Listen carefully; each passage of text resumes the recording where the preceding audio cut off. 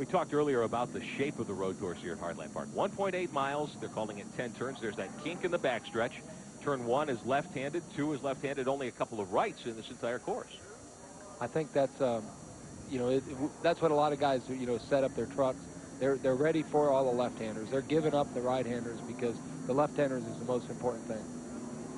Well, we've got a couple of drivers who have invited you along for a ride here this afternoon as we watch the field moving around. This is Rick Corelli's Total Petroleum truck, and he is starting inside the third row. We'll be watching him from the driver's seat area. And we'll also get a look from up on top of the Total Petroleum truck today.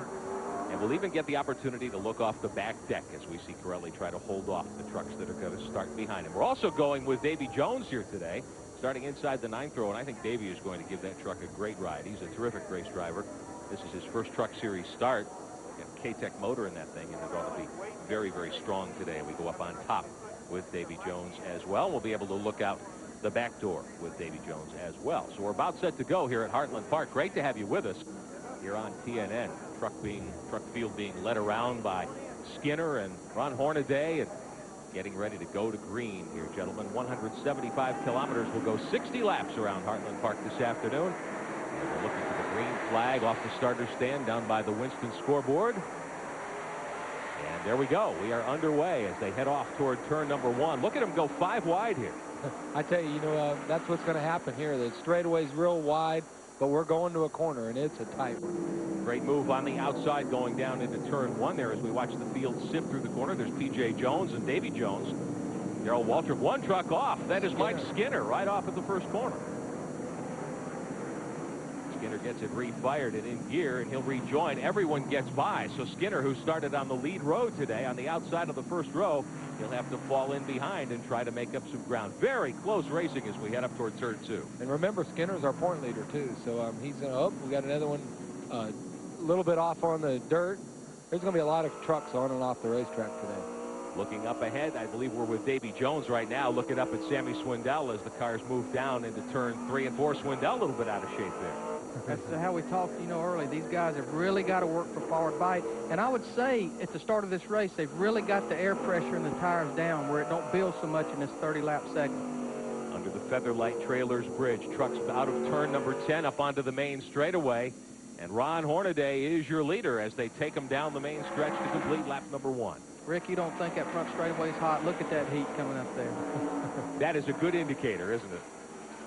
Yeah, the heat's always rising. So, now Joe Ruttman, he's moved up to third already. So, like I say, not just because I help own it, but Joe's definitely been one of the good road racers. He has always done very well. I remember him at Riverside years ago being very strong with Todd Bodine in the Roush Racing Ford up to second spot. And Todd, as we pointed out in the opening, I think when Ralph talked to him, not a driver you think of as a great road racer, but he's got a great road race team behind him. Well, the guys up there at Roush Racing in Lavagna that build the Trans Am cars, obviously they win races constantly. So what he did, he pollinated those guys with the Winston Cup guys, and they built a Supertruck that's very similar to, I'm sure, the Winston Cup car that Mark Martin drives. Corelli right behind him. That is a 3-truck battle for second spot, working through the S's here at Heartland Park in Topeka. Really, Todd Bodine, the main thing is you got to get in a really good car in Winston Cup to be really good on a road course. And, Todd just hasn't really got that chance.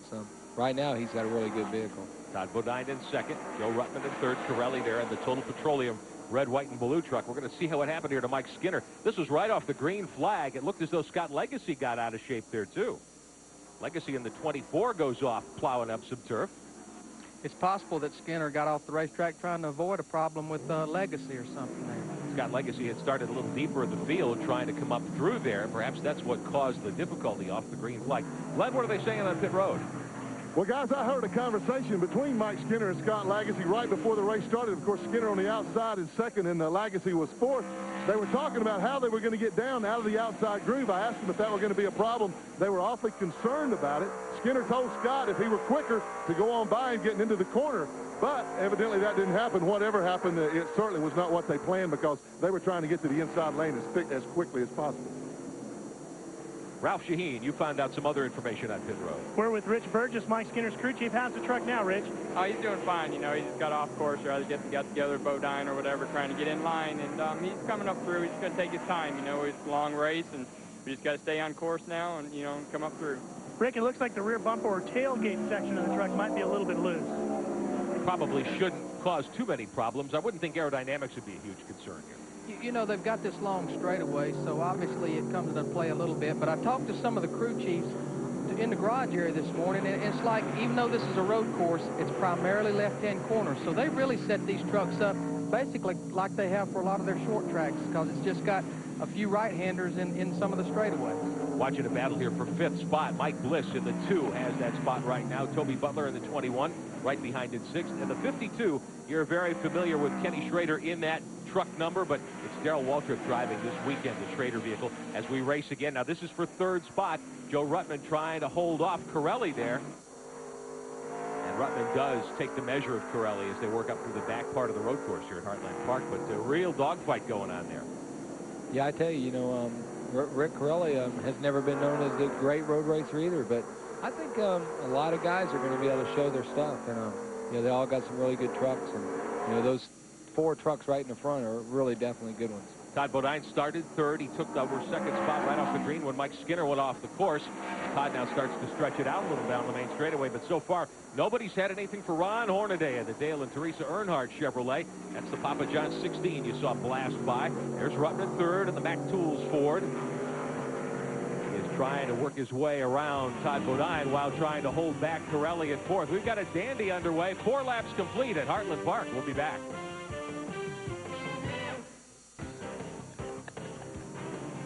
Back live at Heartland Park in Topeka, Kansas. Good to have you with us this afternoon. A little bit of trash being tossed up on the track, and if we go back to the battle for 5th that we were showing you earlier, Toby Butler has dropped out of that competition. It's Mike Bliss in the 2, right behind him, Darrell Waltrip in the 52. And DW seems to be coming up through there very nicely. We all know Darrell Waltrip knows how to take care of those tires. He knows that's important here. He's got to make them go 30 laps, as we said, and I know he's going to be a factor before this thing's over as well.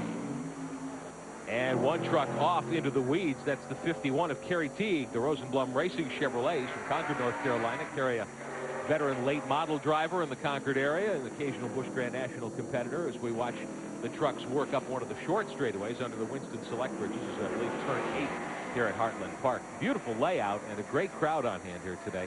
Folks at Heartland Park really know how to put on a motorsports event. Of course, this track also the home to the ASA Series tomorrow. You'll see that race live here on TNN tomorrow afternoon. The ASA Mellow Yellow 300 coming to you tomorrow. So a good motorsports doubleheader this weekend from Heartland Park, and we're pleased to be here. Great battle. This is still Bliss in the 2, Waltrip in the 52. Ernie, are you biding your time at this point? We're just a few laps in. We're working lap number 8 right now. Is there any reason to be in a hurry? No, there's really not. You know, I think all the drivers they know that they're going to have a halftime. It doesn't pay anything to win this halftime. So, you know, they're going to pay to win the overall, and that's going to come later. But the guys, always they're racers. So they're wanting to pass whoever's in front of them and get to the front. But I think Darrell Waltrip, like you say, he's saving his tires. Mike Bliss, we didn't even know he could road race. You know, I mean, he's a sprint car or a midget guy. And, man, he's doing a heck of a job because he's outrunning Darrell Waltrip. He's turned a lot of heads, particularly his performances at Indianapolis Raceway Park the last couple of years, which isn't anything like Heartland Park, to be sure. No, and, you know, we're going to Indy for the next race, so he's going to be a real good contender up there. He'll be the favorite, I'm sure, next weekend. I think that race is Thursday night of the coming week as we watch Darrell Waltrip again trying to track down Mike Bliss as they battle it out for 5th spot. We can see Mike Skinner a little bit back there. Skinner went off earlier. He's coming back up through the field. Bill Sedgwick in the Spears Motorsports truck. He's sitting back in around 12th, 13th spot. And Glenn, what's going on in their pit area?